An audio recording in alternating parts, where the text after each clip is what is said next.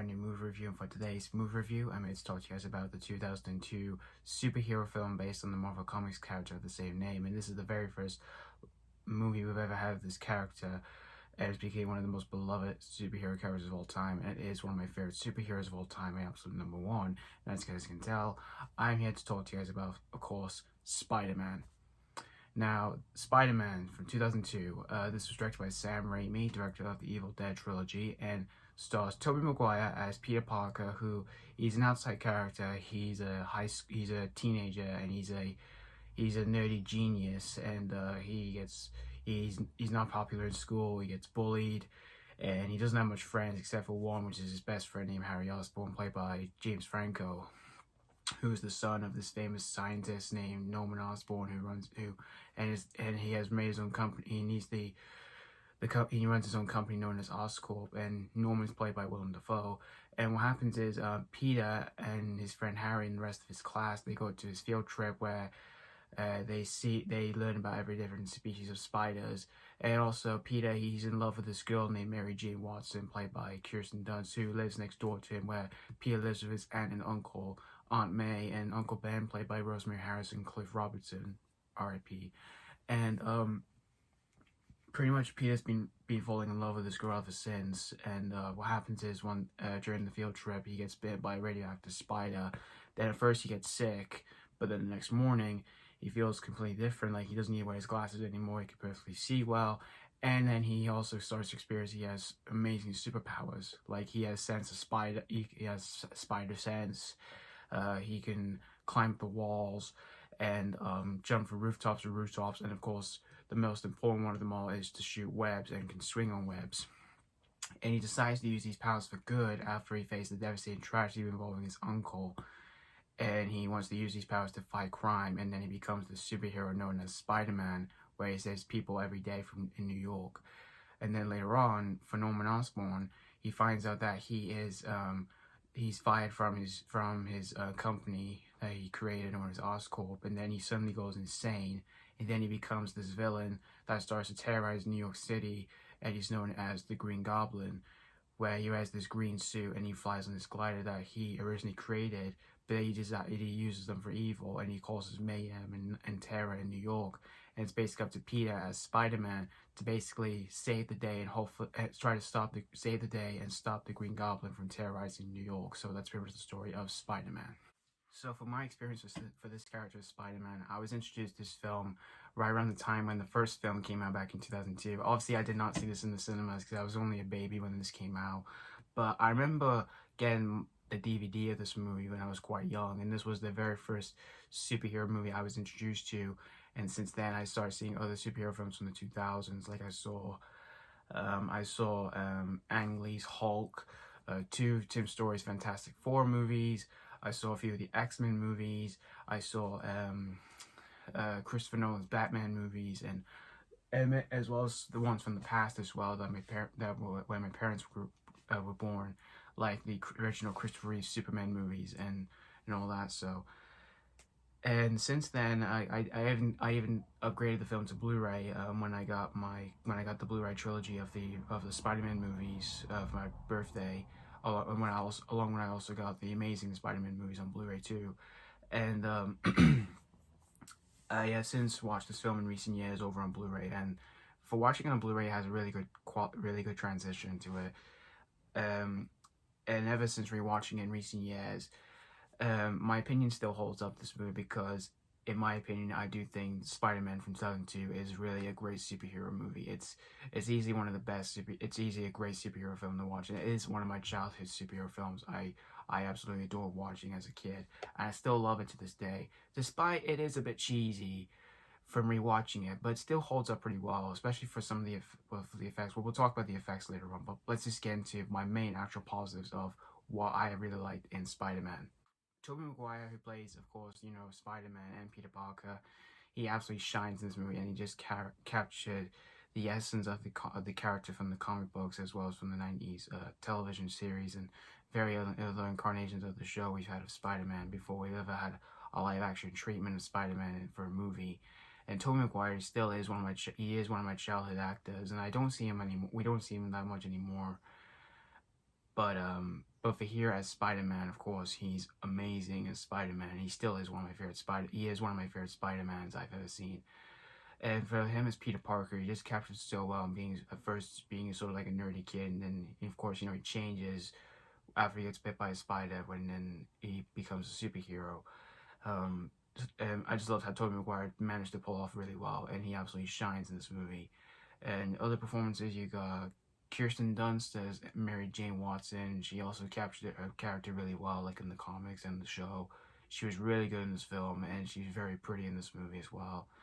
And James Franco as Harry Osborn, he was pretty good in the movie as well. And we do see him changing throughout in the majority of this film, because at first we just see him somewhat a normal person, and then he starts acting a bit jealousy when his father shows a bit of sympathy, being giving more respect to Peter, and sort of treating him like he's the son he never had. And you do see Harry's seeing a bit of jealousy in the film, which I thought James Franco, he did a pretty good job with that for his performance in the film. And Willem Dafoe, of course, who plays the Green Goblin, I thought he was absolutely great in this movie, and he was a perfect casting here to play the Green Goblin. For his voice and his laugh and everything like that, I thought he absolutely pulled off really well. And Willem Dafoe, ever since I was introduced to him as Spider-Man, and since I saw him in many other projects since I was a kid, he has since become a really great actor, and still is a really great actor here. Even ever since I saw him in Spider-Man, he's just, like I said, he's just so good in this movie.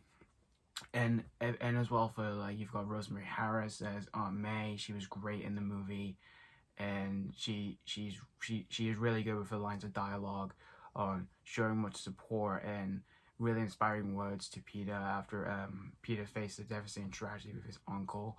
And also for Cliff Robertson, who plays Uncle Ben, he was really good in this movie, and has a very inspiring line in the movie that is still really inspirational to this day. With great power comes great responsibility. Still, those words are absolutely inspiring, and they still make me smile to this day. And also, you got J.K. Simmons as J. Jonah Jameson. What a casting here in this movie. He was absolutely entertaining in the movie, and he absolutely does look like him from the comics. It's like, for the way he like his mustache, his hair, and everything like that, and the way he speaks, like, Parker, give me photos or you're fired. Like, I just love J.K. Simmons. Every time I watch this film and then seeing him on screen, he just always makes me laugh, and he's just so absolutely very funny in this movie. And yeah, this movie has just so much perfect casting here. Like, Tobey Maguire as Spider-Man, Willem Dafoe as the Green Goblin, and J.K. Simmons as J. Jonah Jameson. And I thought Sam Raimi did a great job in getting these actors to play these characters we already knew from the comics or the television series. And for its direction by Sam Raimi, I thought he did an amazing job of making, a fun, lighthearted superhero film, instead of being, a bit dark, instead of trying to go for its dark roots. Because, I never seen Spider-Man go into dark roots. I just mostly see him doing, like, lighthearted roots, like, light roots and stuff like that. Being, a fun, lighthearted superhero character and all that, since he is an entertaining superhero, which I really like. And, yeah, he does some amazing wide shots for a few scenes, like the scene where when we see Peter paying back revenge against the man who was responsible for the murder of his uncle. I really like that. Although for the effects in the film, which I did already say, but I just wanted to go in briefly, the effects in this film, yeah, they're a bit cheesy and a bit outdated, but they still kind of hold up to this day for being, a fun, lighthearted superhero film. And yeah, and Sam Raimi, I thought he did a great job in capturing all of that, for making, just a fun superhero film that everyone will enjoy, that kids will enjoy, adults will enjoy, and all that, which I thought he did an amazing job with that. And there are some really good action sequences that I really like the parade attack scene. That was a really great scene. Other scenes as well, the scene involving a burning building, and the finale, of course, the final fight between Spider-Man and Green Goblin. It was so, I think that one's the most brutal one of them all, because for the other ones I mentioned, those were kind of lighthearted, while this one is pretty much brutal and does have a bit of signs of blood, even though it's not a violent film or anything. it is pretty brutal and kind of violent, and it did kind of get away with it ever since I rewatched it. And every time I watch that scene, I'm just like, yes, I just love that scene. It's my favorite action scene of them all in this movie. And the score as well by Danny Elfman. It was the very first score I was introduced to Danny Elfman as a music composer, and since then I started listening to more of his other music work he's done, mostly like with Tim Burton's works, like he did with Batman or Edward Scissorhands or anything like that. And I just love the score he did in the film, especially the theme. The theme song in the film is one of my childhood. It's one of my childhood musics I've ever listened to as a kid. And I obviously love this, and I love the entire soundtrack. I even listen to the soundtrack all the time since I'm a massive fan of Spider-Man. So in the end, though, Spider-Man from 2002, it is a great superhero film. It's obviously not like my absolute #1 favorite of the Spider-Man movies, but it still is a great superhero film. It's a great way to start off the whole main superhero genre. Well, X-Men did do that, but Spider-Man made it more bigger than ever, really, when Spider-Man made more money in 2002.